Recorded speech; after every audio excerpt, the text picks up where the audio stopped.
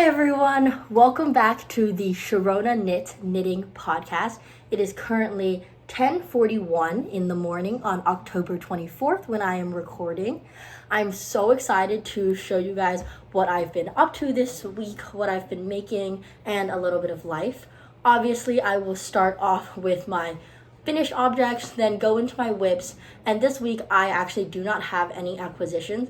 Very surprising, very proud of my self-restraint. I didn't even buy yarn on my birthday, but I'm going to show you guys a couple needle sets that I acquired a couple of weeks ago and talk a little bit about how they've been working up and how much I like them and give a little review as the acquisition section.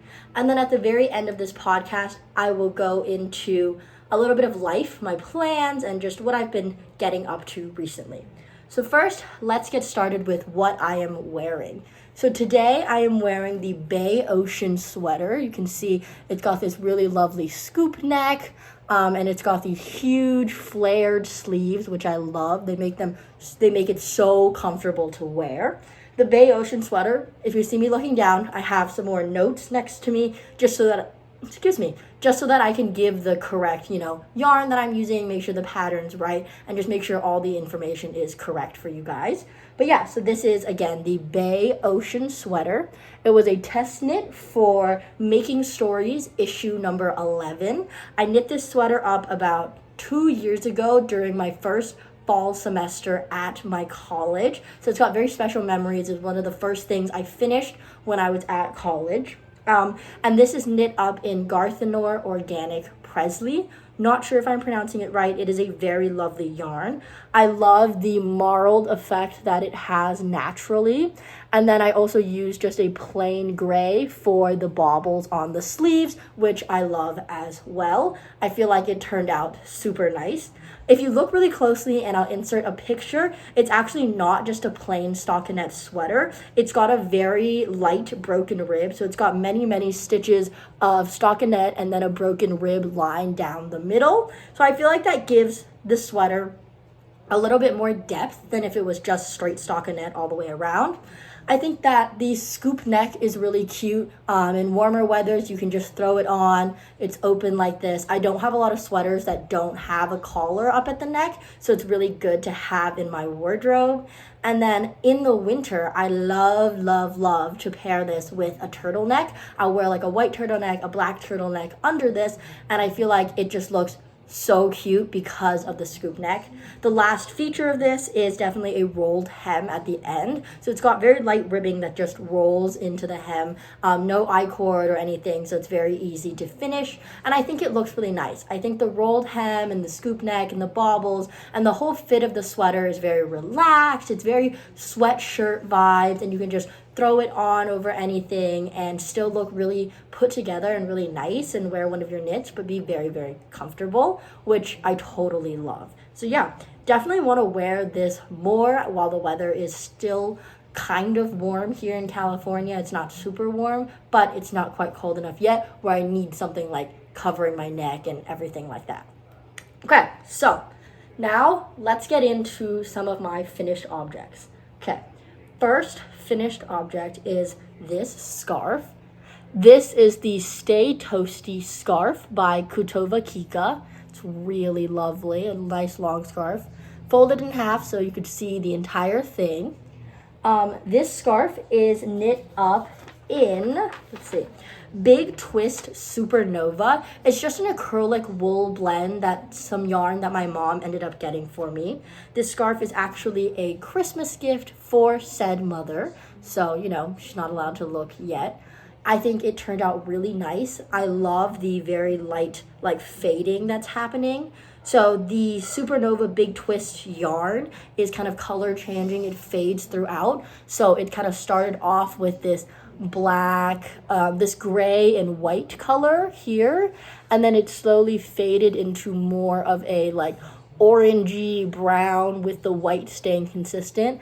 I think the stripes turned out looking super cool, and I think that the scarf is just really pretty overall. I've made a Stay Toasty for myself, and I love that you can do this where you wrap it around twice and you just get like little ends at the side, and it's very warm and you can keep yourself nice and warm, and you can also just wrap it around once. I feel like it's a really good medium-sized scarf. I've made a lot of small scarves. I've made many Sophie scarves and Sophie shawls, and I think those are great. I love the tiny little Sophie scarf. I love a tiny little shawlette that you can just wrap around your neck. But I had been really wanting to make something medium sized that isn't too thick, but also isn't like super tiny, because not everybody loves a tiny scarf. And I think the Stay Toasty is really that perfect medium. This is already the second one that I've made. I definitely will be making more. The pattern is very addicting. It's kind of this like, once again, like broken rib with pearl edges and pearl bumps, and I think it's so addicting. Once you get used to the pattern, it really just flies by. It flies off the needles. I'm just knitting it. I don't have to look. I don't have to focus too hard. I can just go, and you can increase really to wherever you want. If you want to use like 50% of your yarn. So I made this just a little bit different from what the pattern intended because I wanted to use some more of the yarn.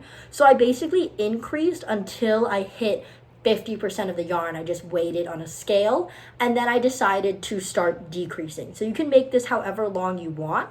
I also, when I made this, added a bit of a flat edge. So I increased up to a point and then made it flat after a certain point, because I feel like a flat edge really sits on the back of your neck better than just a curved increased edge.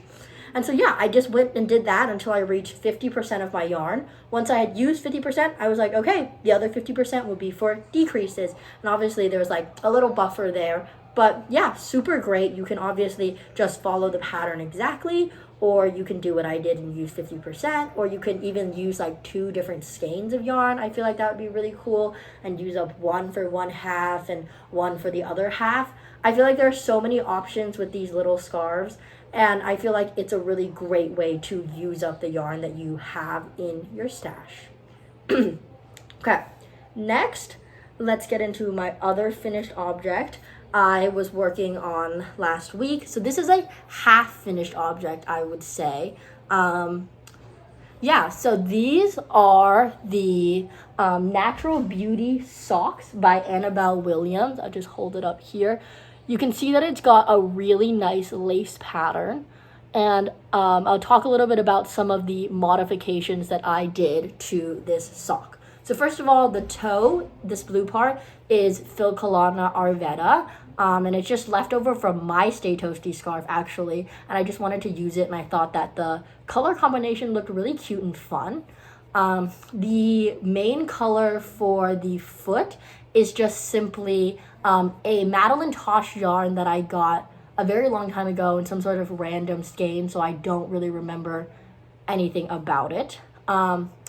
In the foot, you can see that the first couple things are cabled here. Excuse me. The first couple rows have cables, and honestly, I just forgot to cable on the rest of the foot. I got so into just knitting the lace pattern and going. I just completely forgot that it started off with cables. But honestly, the cables were a little finicky and made it a little hard to knit, and so I'm kind of glad I left them out of the rest of the sock, because it knit up a lot quicker and a lot smoother. For the heel, I just did a simple afterthought heel. I don't actually know if this is the heel that the pattern calls for. I don't think so. I think they do a heel flap and gusset. But I just decided to do a simple afterthought heel because I wanted to make sure to have a contrasting toe and heel color, and I didn't want to run out of like my heel yarn halfway through a gusset or something like that. And I just thought it would look nicer like this, so I did. For the foot part, I did 7 rounds of like 7 repeats of the pattern for the foot part, and I did 13 repeats of I did 7 rounds of repeats for the like leg, and I did 13 rounds of repeats for the foot, and it fits perfectly. This is a gift from my grandma, but I've already tried it on myself and it fits so lovely. For the cuff, I tried to do something new. Not sure if it really worked, but the attempt was there.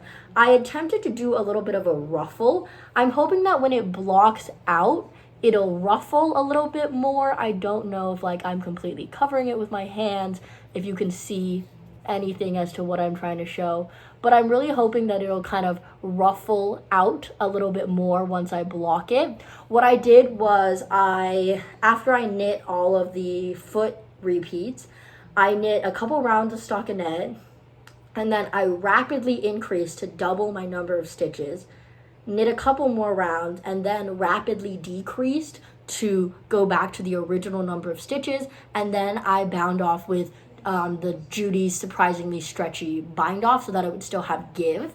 I've never made a ruffle before. I looked at various patterns on YouTube of like how to make a ruffle, how to knit a ruffle edge, but pretty much everything was top down or like picking up stitches or something like that, and it had purling. And I thought, a ruffle is really just like it flares out and it flares back in, right? Like the stitches go out and in. So if I just rapidly increase and then rapidly decrease, it should work, right? Not sure if it really worked. I think it's a cute look regardless with the kind of rolled edge. So once I block this, when I finish both, I will check back in and let you guys know if this ruffle was a success. I'm really glad that I got to try so many new techniques in this pattern. I had a really good time knitting it up, and I thought that it was such a fun lace pattern to do. I really knit it up very, very quickly. It's probably been a little less than a week since I started this. I started last Friday. So no, just about a week since I started this. So one sock. And it just knit up so quickly. I love the fact that when you do these lace repeats, you really want to keep going. Like after I do one repeat, I'm like, oh, I can just do one more repeat. I can do one more repeat. I can do one more repeat. And all of a sudden, I've done so much of the sock. And it's also a really great way to keep track of like how much I've knit and make sure that both socks are exactly even. Because I don't have to count the rows. I can just be like, oh, I did this many repeats on sock 1, and so I'm going to do this many repeats for the second sock. And I think that is super awesome. So yeah, this is a finished object, I guess more of a half finished object because you can't just have one sock. But hopefully I will get started on the next one. Oh, I already got started on the next one, and I will show you in a little bit. But hopefully by next week's podcast, I will have a complete finished object with both socks washed, blocked. We can check in about this ruffle situation, and you guys can see the final products. Yeah. Okay, next finished object. I have finally finished the Selbu mittens. So these mittens are completely done now. Last week they were a half finished object because I just done one. But now, as you can see, I have 2 mittens, so they are completely finished. I will put them on just to show you guys what they're looking like. I feel like that's really fun. Okay. So these are my mittens. This is the back. This is the thumb. It's got a little X pattern on it. I'll come a little closer. And then this is the front. So the Selbu mittens are just a free pattern that I found on Ravelry. These mittens are knit up in Filcolana Peruvian Highland wool in a red and a white. So the red is my contrast color and the white is my main color. I did 2 balls of the white and 1 ball of the red. In regards to color dominance, I did a lot of research about color dominance before I went in for this. The red, if you can't tell, is my dominant color. So that one, I knit color work continental, holding both the strands in my left hand. So the red was always floated under the white. And I thought that that would look really good. I wanted the red to really pop. I wanted the pattern on the Selbu mittens to really pop, and I think it does. I made quite a few modifications to these mittens because it was a free pattern that just came in one size, so I knew I would just need to modify it to fit my hand perfectly and to just fit what I would like. So I knit pretty much all the way in pattern all the way up. For the cuff, I did jogless stripes. It wasn't mentioned anywhere in the pattern to do jogless stripes, but I've done striping before. I like the way jogless looked, and so I just decided to do the jogless stripes for this. And then in the hand, I knit one complete repeat of the color work chart. And then if you can see at the top, I only knit half of the second repeat. So I just knit half of the second repeat, because if I had knit the whole thing, it would have been far too big for my hands. And I felt like half was a really good place to stop. Then I decided to just go ahead and do the tip of the mittens in this white, and just do kind of basically like a sock decrease. So I decreased 4 stitches around every other row, and then I decreased 4 stitches around every row at the very end, and then I just Kitchener stitched the top together. I don't love the mittens where it has that pointy triangle end. I just feel like it's kind of weird on the fingers. It's not my favorite. I much prefer more of a round end, so that's why I kind of left 10 stitches on each needle and did Kitchener stitch to kind of give it more of this flat, rounder edge. For the thumb, I also stopped a little bit early of the pattern, color work pattern. I made sure to do the complete X part, and then I did like a couple more rows after that, and then I decided to just rapid decrease for the thumb. So I did the exact same thing, just decrease 4 stitches every round for 3 or 4 rounds, I don't quite remember, and then I just Kitchener stitched the last 3 stitches together. So I left 3 stitches on each needle and then Kitchener stitched together to make the thumb. I wove in all the ends. This has also been completely washed and blocked. I am very glad that there was not a lot of color fading or running. I was a little scared that the red would fade into the white and like kind of bleed. Bleed is the word I'm looking for. I was really worried that the red would bleed into the white, especially because I like to block in like a little bit of a warmer water with some wool wash, give it a good wash, block, soak. But there was actually pretty much no bleeding. Some fuzzies here and there, but yeah, almost no bleeding, and I think it looks very lovely. Like the white is still bright white, the red is a great red. There's none of this like pink mixing color. It looks great. The pattern looks great. I had a really wonderful time knitting it. This is pretty much my first all-over color work pattern, and I have always wanted to do something like this. It's gonna be really great when I go back to upstate New York for college in the winter, and I can wear these gloves in January and February when it's still snowing and cold. Hopefully I'll get some really great pictures of them in and stuff like that. I really have the urge to do more color work after doing this. I've always been a little bit of afraid, especially because of like tension and gauge and just knowing that it would take quite a while and is a little bit time intensive. I've been a little hesitant to do color work, but after doing these gloves, I feel like I really have a good idea of what it's like. It's definitely more time intensive because I'm like kind of looking at the chart while I'm also knitting, so I have to have the chart propped up somewhere.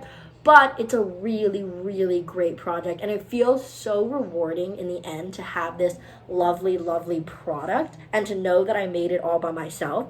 I feel like I'm totally ready to take on some more color work in the future. I want to do like an all-over sweater. I'm thinking about maybe doing a headband next with a similar pattern, but overall, I just had such a great time knitting these, and I thought that they are such a lovely knit. Yes. Okay. My last finished object. Okay. So my boyfriend needs to look away now because this is his Christmas gift. So I'm going to give him a couple seconds. Luke, I know you're watching this and you need to fast forward to the next part where I'm going to go into my whips because this is the last finished object and you cannot see it. Okay. So last finished object, I'm also going to put it on to show you. It's going to look a little weird because it is not meant for me.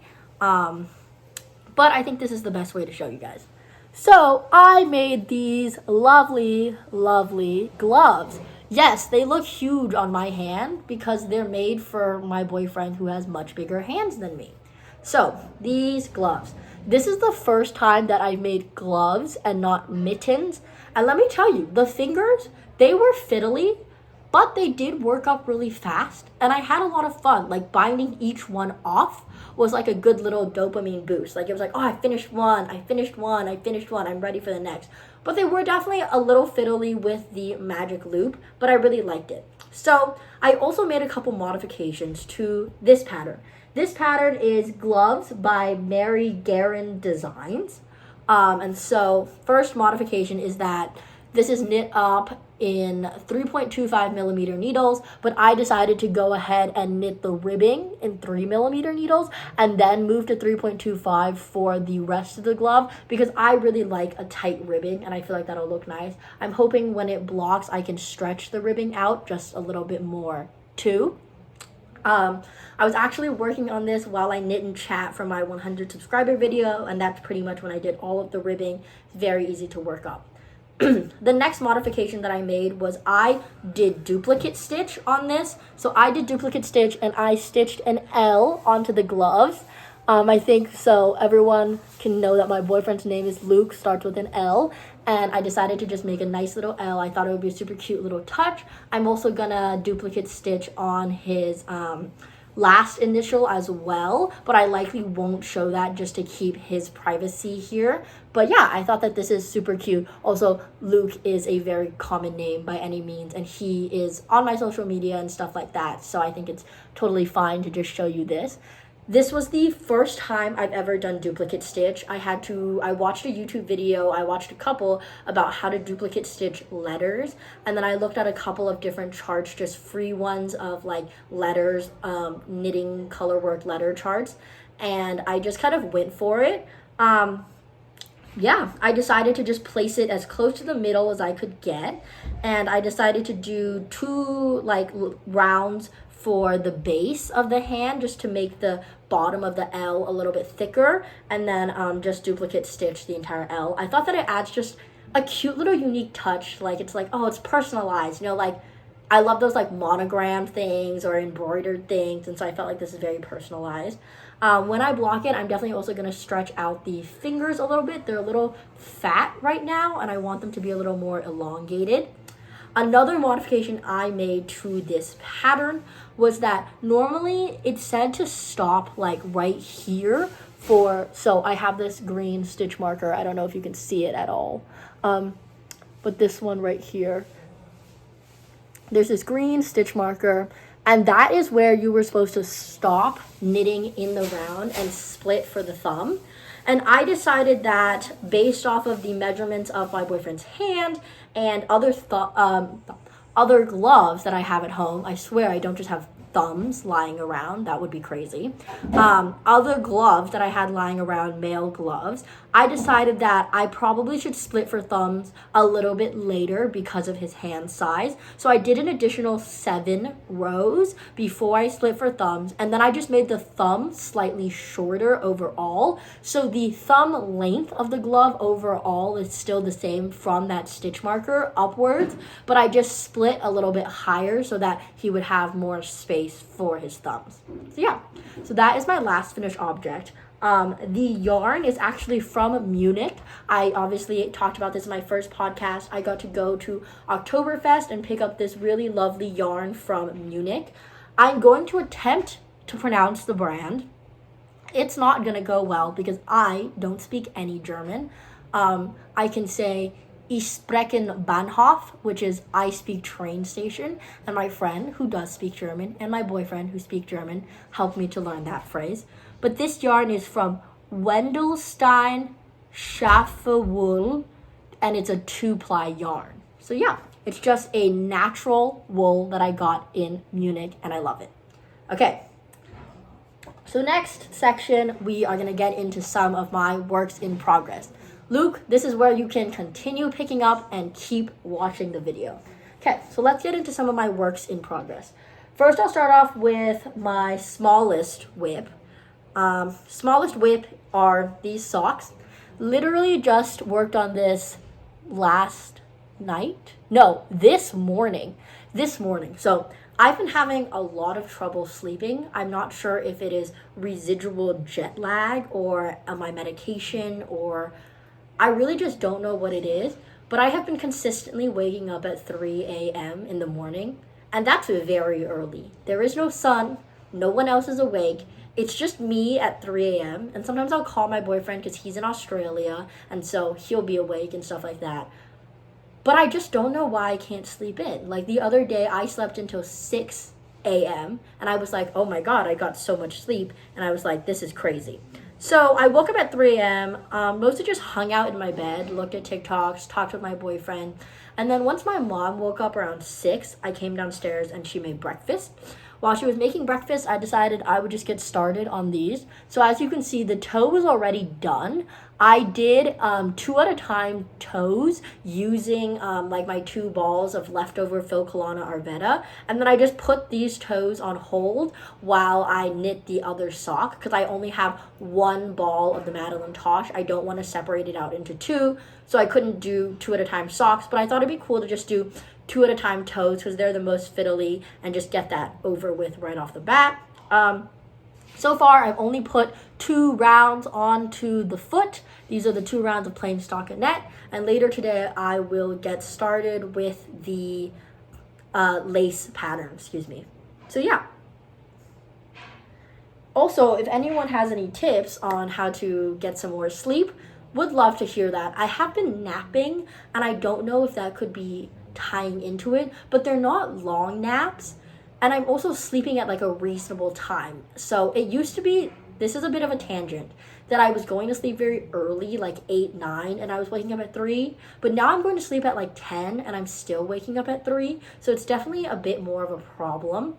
Hopefully I can get some more sleep and rest today. Okay, next finished object that I just have been working on, next work in progress that I've been working on a little. I'm going to get it out of my bag. I showed this in my first podcast video and said I wasn't working on it because it made me sad. This is my Copenhagen cardigan. And if you didn't watch that video, you might be thinking, well, why does the Copenhagen cardigan make you sad? Well, I was studying abroad in Copenhagen and sadly had to cut that trip short due to my mental health and come home. And I was supposed to knit this up while I was in Copenhagen, so it's a little bittersweet knitting it at home. However, I really wanted something easy to knit in the round, stockinette, plain for when I had my therapy session, and also just to kind of have on the needles. And I decided, you know what? It's okay. Study abroad can be really hard. It's not all my fault. Like, the program simply didn't work out for me. It works out for other people. It didn't work out for me. It is not my fault. It is no one's issue. It was just overall a bad situation that I was in, and I'm not gonna let that stand in the way of me finishing a really lovely cardigan with some really lovely yarn. This yarn is Knitting for Olive that I picked up in Copenhagen. I still have a couple more balls. I picked it up, if you haven't listened to my first podcast, the very first weekend I was there, and immediately cast on and started knitting with it. So it is very special. It is so soft. It's the Knitting for Olive mohair and the merino, and it's turning out great. Working on sleeve decreases right now, pretty much just stockinette in the round, and then it'll just be stockinette back and forth. So I'm very excited to try and get this done. I do want to get this done before it gets too cold out and maybe wear it over Christmas time in the winter, something like that. Okay. 2 more works in progress that I have not really worked on this week, but I will be working on probably today and into the next week. Okay, this is the Lauder sweater V-neck. Y'all have seen this in my first podcast plenty of times. This sweater is turning out really nice. I love the way that it's looking. As you can see, the sleeves are on hold currently. I have some like try-on tubing, and then the body is also on hold. This is because I was knitting the sleeves with wooden needles, but because of the cabling, and I'm cabling without a cable needle, I've decided to order some metal short circulars and do the sleeves on short metal circulars because they're a little bit more pointy and sharp, and I think that that'll just make the cabling a lot easier for me, and so that will be really nice and just make the progress more enjoyable and make it a lot smoother. Love the all over cables on this sweater. First all over cabled sweater that I have ever made. I don't know if you guys can see this super well, but the cables are just so gorgeous. There's like a small cable and a big cable, and this really nice detail on the side, on the shoulder. It's got like a cable running down the shoulder. I'm trying to hold this up. There we go. So just super beautiful. This has taken me forever because the cabling takes forever, but I am determined to finish this by the end of this year. By the end of 2025, I will have this all over cabled sweater done. I am just waiting on those lovely metal needles to come in the mail. Got them on Amazon. Obviously ChiaoGoo, I'm a big ChiaoGoo snob. And last, this finished object, this work in progress. I don't know why I keep saying finished object. It's definitely the 3 a.m. wake up. I did actually go back to sleep for a little bit today, so I feel a little more well rested. But this last work in progress I have that I just dug pretty much out of my UFO box and I'm going to start on again is going to be a Christmas present for my grandfather. So I started knitting this last year for Christmas for him, and I just never finished it. I kind of just lost motivation, sadly, and just didn't finish. It is, let me check my notes. It is vest number 7 by My Favorite Things Knitwear, and it is knit up in Cascade 220. It's in this really nice burgundy red color, and I've already split for sleeves and for the body. Now I'm just pretty much going on the body, and then I'll add ribbing to the sleeves and the button band. I'm also determined to finish this for Christmas for him. I haven't worked on it at all. I just put it back on the needles and decided that I was going to get this done because I really want these next couple months, I really want to be clearing my needles. I want to be frogging things that I'm not going to finish and finishing things up that I want finished. So yeah, I'm going to get started on this, probably work on it a little bit more today. It's right now, it's just stockinette flat, so that's also really easy to knit when I'm out or when I'm on the go or if I have a meeting or something like that. So that will be another really great project that I can just work on from time to time, and I hopefully will get it finished by Christmas. Not hopefully, I will get it finished by Christmas. I'm telling myself that now. Okay.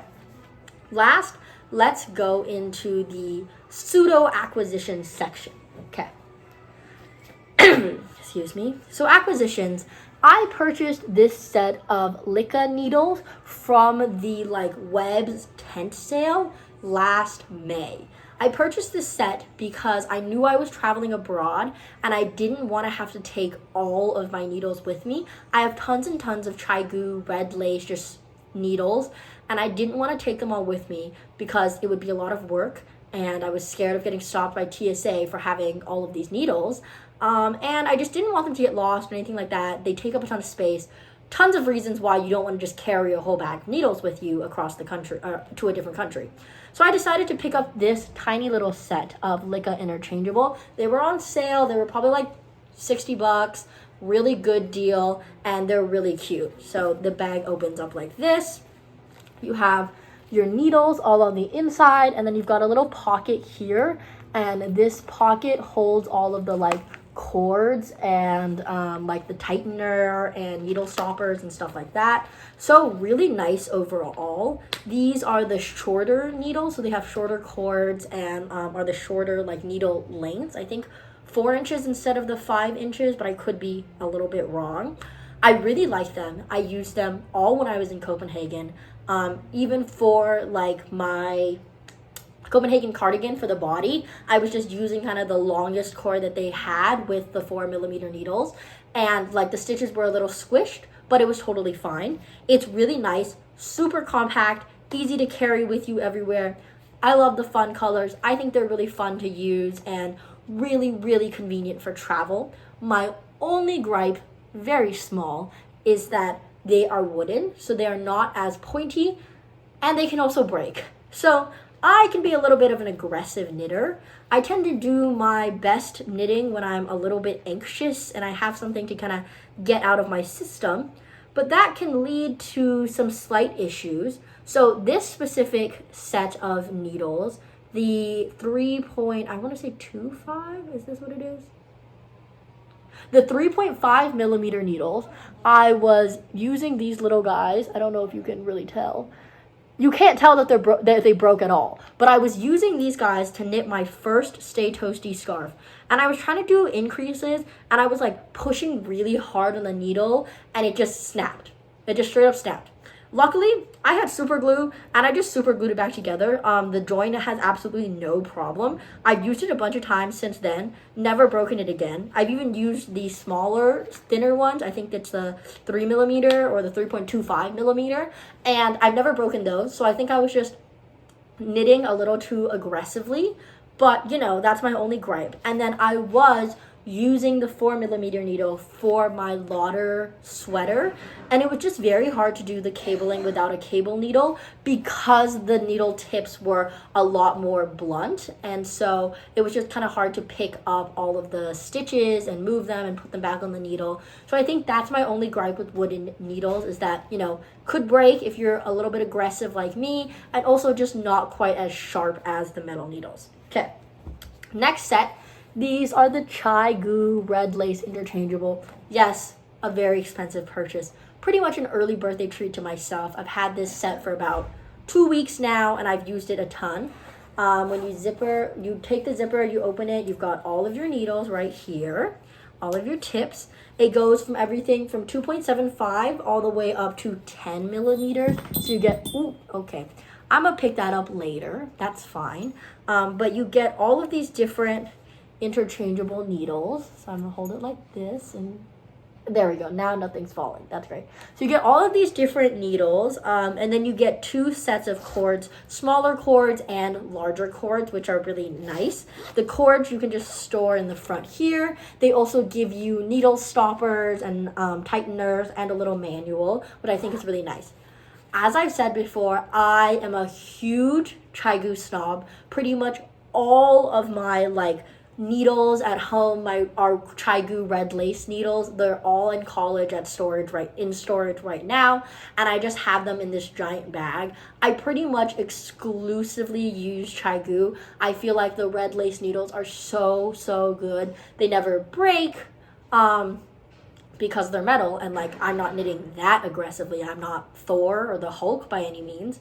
The join is super smooth, so all of the stitches slide on and off very easily. I love that the red lace doesn't get kinked or twisted. The cord is super nice. It's just great, and I have been loving these needles so much. I feel like I can give more of an accurate review once I've used them for another couple months, but right now I feel like they are totally worth the money. I am using them on multiple of my projects right now, and there are so many different options you can have. I think it's also nice. This is a pretty compact case. It's not as big, so if you wanted to travel with it, you could take it.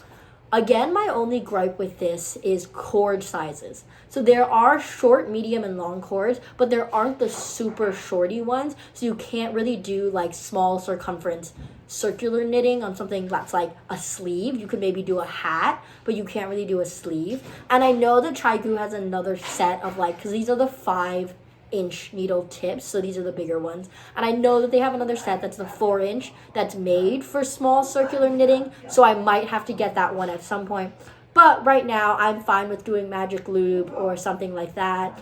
And I think that the needles are working out really well. Okay, it's kind of bothering me that everything's just sitting on the floor, so I'm gonna just lean down and pick up the needles. I think it's really cool that they come in so many different sizes. I haven't worked really with 10 millimeter needles in a very long time, needles that large. I feel like I started off using really big needles when I first started knitting, like most people do, and then I've just gradually become more of a DK fingering weight, 3 to 4 to 5 millimeter needle user.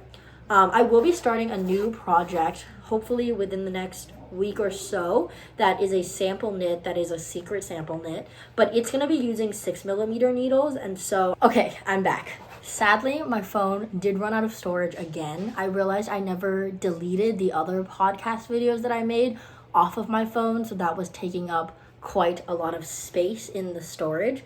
But as I said before I got so rudely cut off by this lack of storage, I'm going to be starting a secret sample knit using 6 millimeter needles, so I'll be able to talk a little bit more about the larger needle sizes and the larger cords.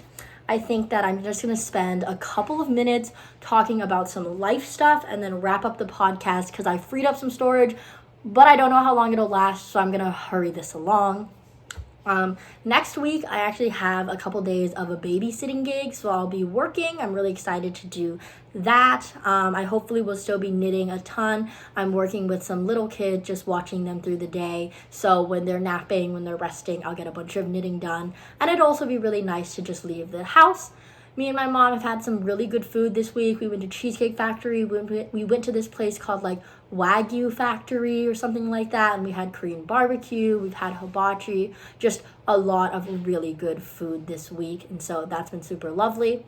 For my birthday, my mom got me a new Pandora bracelet. I don't have it right now, but I will make a note to show it in the next podcast. I got a really cute 21 charm, and then I got my astrology constellation on it, and I think that is just super lovely. Collecting Pandora charms is so much fun, and it was such a wonderful gift. That's pretty much all I've been up to this week. I've been watching a ton of TV, a ton of new knitting podcasts. I watched the new Nitty Natty podcast. I watched Emily Curtis's deep dive about her traveler hoodie, which made me really want to knit a traveler hoodie. So in the new year, I will be knitting a traveler hoodie. That will be one of the first things I cast on when I go back to school. I already have the yarn in mind and everything. And then what else have I been up to? And I've just been watching Gilmore Girls. I'm in my kind of fall rewatch of Gilmore Girls. So when I'm not watching knitting podcasts, I'm just watching all the episodes of Gilmore Girls and just really enjoying this cozy time at home doing all my knitting. That's all for me today. It was really lovely talking to you all, and I will see everyone next week. Happy knitting until I see you again. Bye!